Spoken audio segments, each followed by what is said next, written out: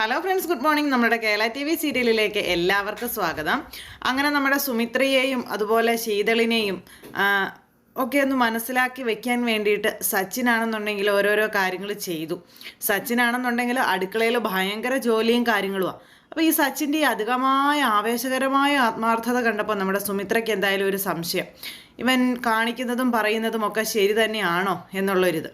അങ്ങനെ സുമിത്ര ഇവൻ കാണിക്കുന്നത് എന്താണ്, അത് സത്യമാണോ എന്ന് അറിയാനായിട്ടുള്ള പരിശ്രമത്തിന് പോവുക.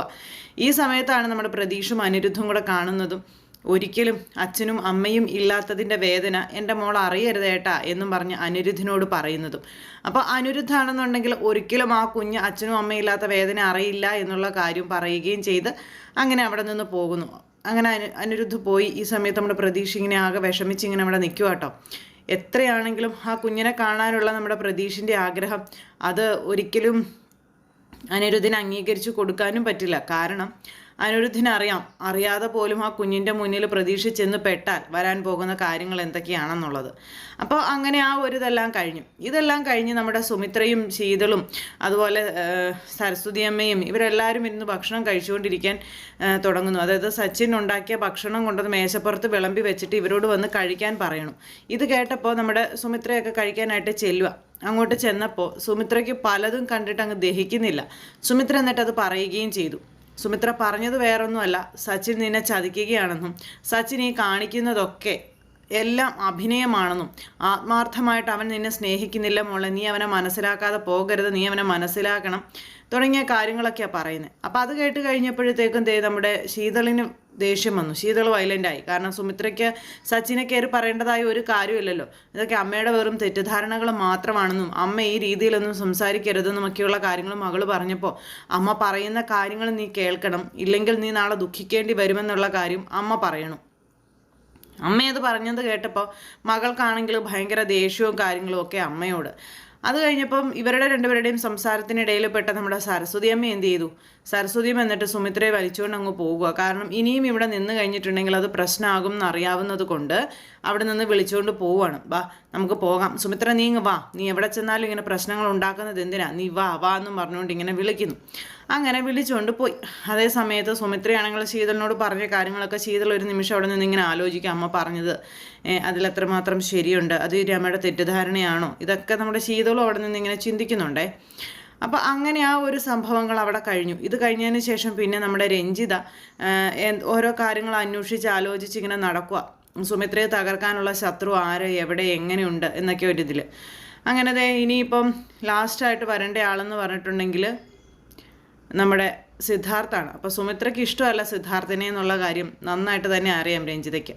അതുകൊണ്ട് സിദ്ധാർത്ഥിനെ ഇറക്കുമതി ചെയ്താൽ ഒരു പക്ഷേ സുമിത്ര കുറച്ചൊന്ന് ഒതുങ്ങും. ഇവർ തമ്മിൽ പോട്ടിയാകുമ്പോഴേക്കും പിന്നെ നമ്മുടെ സുമിത്ര ഇവരുടെ കാര്യത്തിൽ രഞ്ജിതയുടെ കാര്യത്തിലേക്കുള്ള ശ്രദ്ധ വിട്ടുകളയും എന്നുള്ളൊരു പ്രതീക്ഷയിലാണ് രഞ്ജിത. അതിനുവേണ്ടിയുള്ള കരിക്കൾ നീക്കാനായിട്ടുള്ള പരിശ്രമങ്ങളും കാര്യങ്ങളും ഒക്കെ ആയിട്ട് നമ്മുടെ രഞ്ജിത ഇങ്ങനെ ഭർത്താവും മകനും ഒക്കെ ആയിട്ട് ചർച്ചയും കാര്യങ്ങളും ഒക്കെ നടത്തുന്നു. എന്തായാലും ആ ഒരു സംഭവം ഉടനെ വേണമെന്നുള്ള തീരുമാനത്തിലാണ് അവർ നിൽക്കുന്നത്. അങ്ങനെ അവരുടെ തീരുമാനങ്ങളും കാര്യങ്ങളും ഇങ്ങനെ പോകുന്നു. ഇതേ സമയത്ത് നമ്മുടെ അനിരുദ്ധ് ജയിലിൽ പോയതിന് ശേഷം വീട്ടിലെത്തി കഴിഞ്ഞപ്പോൾ മോൾ ഓടി വന്നു. ഡാഡിയുടെ ഫ്രണ്ട് പ്രതീക്ഷേട്ടനെ കണ്ടോ എന്ന് ചോദിച്ചു. അത് കേട്ടപ്പോൾ അനിരുദ്ധിൻ്റെ മനസ്സ് അങ്ങോട്ട് വല്ലാതെ ആയിട്ടോ. കാരണം സ്വന്തം അച്ഛനെ ചേട്ടാ എന്നൊക്കെ വിളിക്കേണ്ടി വരുന്ന ഒരവസ്ഥ എന്ന് പറയുന്നത് അത് വല്ലാത്തൊരവസ്ഥയാണല്ലോ. കണ്ടു മോളെ എന്ന് പറഞ്ഞു.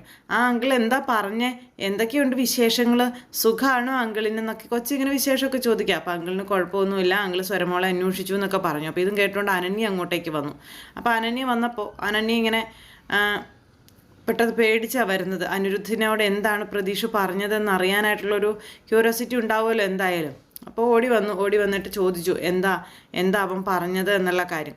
അവന് സ്വരമോളുടെ കാര്യത്തിൽ നല്ല സങ്കടമുണ്ട്, മോളെ ഞാൻ കൊണ്ടുചെല്ലുമെന്ന് അവൻ ഓർത്തത്. അവന് ഒത്തിരി സങ്കടമുണ്ട് മോളുടെ കാര്യത്തിൽ, മോളെ അവന് കാണാൻ അതിയായ ആഗ്രഹമുണ്ടെന്ന് പറഞ്ഞു. അപ്പോൾ മോളെ അങ്ങോട്ട് കൊണ്ടുപോയാൽ ഉണ്ടാകുന്ന ഭവിഷ്യത്ത് എന്താണെന്ന് തനിക്കറിയില്ലേ, താൻ എന്തെങ്കിലും പറഞ്ഞോ എന്ന് ചോദിച്ചു കഴിഞ്ഞപ്പോൾ ഞാനൊന്നും പറഞ്ഞില്ല, അവനോട് കാര്യങ്ങൾ പറഞ്ഞു. അപ്പോൾ ഒരിക്കലും അച്ഛനും അമ്മയും ഇല്ലാത്തതിൻ്റെ ദുഃഖം സ്വരമോൾ അനുഭവിക്കരുതെന്നാണ് അവൻ എന്നോട് പറഞ്ഞതെന്നുള്ള കാര്യം പറഞ്ഞപ്പോൾ അവനെന്തിനാ അങ്ങനെ ഒരു പേടി, സ്വരമോളുടെ മമ്മിയും ഡാഡിയും നമ്മൾ രണ്ടുപേരും അല്ലേ, നമ്മൾ രണ്ടുപേരും ജീവനോടെ ഇരിക്കുമ്പോൾ നമ്മുടെ മോൾ എന്തിനാ അങ്ങനെ സങ്കടപ്പെടുന്നത്, അങ്ങനെ ഒരിക്കലും സങ്കടപ്പെടേണ്ടി വരില്ല എന്നൊക്കെ പറഞ്ഞ് അനന്യ അന്നേരത്തേക്കും പറഞ്ഞു. അപ്പോൾ അനന്യ അത് പറയുന്നത് കേട്ട് കഴിഞ്ഞപ്പോൾ അനിരുദ്ധിന് ഭയങ്കര സന്തോഷമായിട്ടോ. ഒരു വാക്കുകൊണ്ടാണെങ്കിൽ പോലും ആ കുഞ്ഞിനെ തള്ളിക്കളയില്ല എന്നുള്ള കാര്യം അനന്യ വീണ്ടും വീണ്ടും ആവർത്തിച്ച് പറയുന്നുണ്ടല്ലോ. അതിൻ്റേതായ ഒരു സന്തോഷം നമ്മുടെ അനന്യയുടെ വാക്കുകളിൽ അനിരുദ്ധിന് കിട്ടുന്നുണ്ട്. അപ്പോൾ അങ്ങനെ ഇവർ തമ്മിലുള്ള ആ ഒരു സംസാരത്തിൻ്റെ ആ ഒരു ഇതിലേക്ക് പ്രേമ അങ്ങോട്ടേക്ക് വരുന്നു. പ്രേമ പിന്നെ വലിയ ആള് കളിക്കുന്ന പ്രേമയ്ക്ക് അനന്യ വയറ് നിറച്ച് മറുപടിയും കൊടുക്കുന്നു. അങ്ങനെ ഈ ഒരു സംഭവങ്ങളും കാര്യങ്ങളും എല്ലാം അവിടെ നടക്കുന്ന സമയത്ത് ഇവിടെ സുമിത്രയും സരസ്വതി അമ്മയും ഒക്കെ വീട്ടിൽ തിരിച്ചെത്തി. സുമിത്ര ഇരുന്ന് ആലോചന തുടങ്ങി. അപ്പോഴേക്കും സരസ്വതി അമ്മ സുമിത്രയോട് ദേഷ്യപ്പെട്ടു. സുമിത്രേ, നീ എന്തു ഭാവിച്ചാ? നീ എന്തിനാ ശീതളിൻ്റെ വീട്ടിൽ പോയി അങ്ങനെ ദേഷ്യപ്പെടുകയും വഴക്കുണ്ടാക്കുകയൊക്കെ ചെയ്തത്? അതിൻ്റെയൊക്കെ വല്ല കാര്യവും നിനക്കുള്ളതാണോ എന്നൊക്കെ ചോദിച്ചപ്പോൾ, അമ്മേ, ഞാൻ അവിടെ വഴക്കുണ്ടാക്കാനോ അല്ലെങ്കിൽ മറ്റു പ്രശ്നങ്ങൾ ഉണ്ടാക്കാനോ ഒന്നിനുമല്ല പോയത്. ഞാൻ പോയിട്ടുണ്ടെങ്കിൽ അതിന് വ്യക്തമായ കാരണമുണ്ട്. ആ കാരണങ്ങൾ ഞാൻ കണ്ടുപിടിച്ചിട്ടുണ്ടെന്ന് പറഞ്ഞു. അതെനിക്ക് അമ്മയെ ബോധ്യപ്പെടുത്തേണ്ട യാതൊരു ആവശ്യവും ഇല്ല എന്ന് പറഞ്ഞു. ഓ, എന്നെ ബോധ്യപ്പെടുത്തണ്ട, ഞാനാണല്ലോ പ്രശ്നക്കാരി, അതുകൊണ്ട് ഞാൻ ആരും ഒന്നും ബോധ്യപ്പെടുത്തണ്ട, ഞാനൊന്നും ഏക്കുന്നില്ലേ എന്നും പറഞ്ഞുകൊണ്ട് ഇങ്ങനെ അന്നേരം അവിടെ ഇരുന്ന് പറഞ്ഞു. അപ്പോഴത്തേക്കും അങ്ങോട്ടേക്ക് പൂജ വന്നു. പൂജ വന്നിട്ട് ചോദിച്ചു, എന്താ മോളെ, അല്ല എന്താ അമ്മേ പ്രശ്നം എന്ന് ചോദിച്ചു. അന്നേരം, നിന്റെ അമ്മേ ശീതളിൻ്റെ വീട്ടിൽ പോയി സച്ചിൻ്റെ കള്ളത്തരം കണ്ടുപിടിച്ച് അവിടെ നിന്ന് ഇറങ്ങിപ്പോന്നിരിക്കുക. അമ്മയെ മോൾ അവിടെ നിന്ന് ഇറക്കി വിട്ടു, നിനക്കറിയാവോ എന്നൊക്കെ ചോദിച്ചു. ഇറക്കി വിട്? ശീതളിയേച്ചി ഇറക്കി വിട്ടെന്നോ? അങ്ങനെയൊന്നും അല്ല മോളെ എന്ന് നേരെ സുമിത്ര പറഞ്ഞു. അങ്ങനെ തന്നെയാ. സച്ചിൻ്റെ കള്ളത്തരം കണ്ടുപിടിക്കാൻ ചെന്നാലേ മോള് സഹിക്കോ? മോളെ ആട്ടി ഇറക്കി വിട്ടു, അത്രേ ഉള്ളൂ എന്നും പറഞ്ഞുകൊണ്ട് സരസ്വതി അമ്മ ഇങ്ങനെ പറയണം. അപ്പോൾ അത് കേട്ട് കഴിഞ്ഞപ്പോൾ പൂജ ചോദിച്ചു, നേരാണോ അമ്മേ, അങ്ങനെ വല്ലതും സംഭവിച്ചോ എന്നുള്ളത്? ഇല്ല. പിന്നെ അവിടെ സംഭവിച്ച കാര്യങ്ങളൊക്കെ സുമിത്ര മോളോട് പറഞ്ഞു. അതൊക്കെ കേട്ട് കഴിഞ്ഞപ്പം പൂജ പറഞ്ഞു, അച്ചമ്മയ്ക്ക് ഇനിയും മാന്യതയോടെ സംസാരിക്കാൻ അറിയില്ലേ അച്ചമ്മ എന്നാ നന്നാവുന്നതെന്ന് ഇങ്ങനെ ചോദിക്കുകയും ചെയ്തു. അങ്ങനെ ഈ ചോദ്യവും പറച്ചിലും കാര്യങ്ങളും ഇതെല്ലാം കഴിഞ്ഞതിന് ശേഷം സരസ്വതിയമ്മ പുറപുറാ പറഞ്ഞുകൊണ്ട് അവിടെ അങ്ങനെ ഇരിക്കുക. എന്തായാലും കാര്യങ്ങളൊന്നും നടക്കില്ലെന്നുള്ള കാര്യം സരസ്വതിക്ക് മനസ്സിലായി. അമ്മയും മോളെയും കൂടെ തമ്മിൽ തെളിക്കാനേ.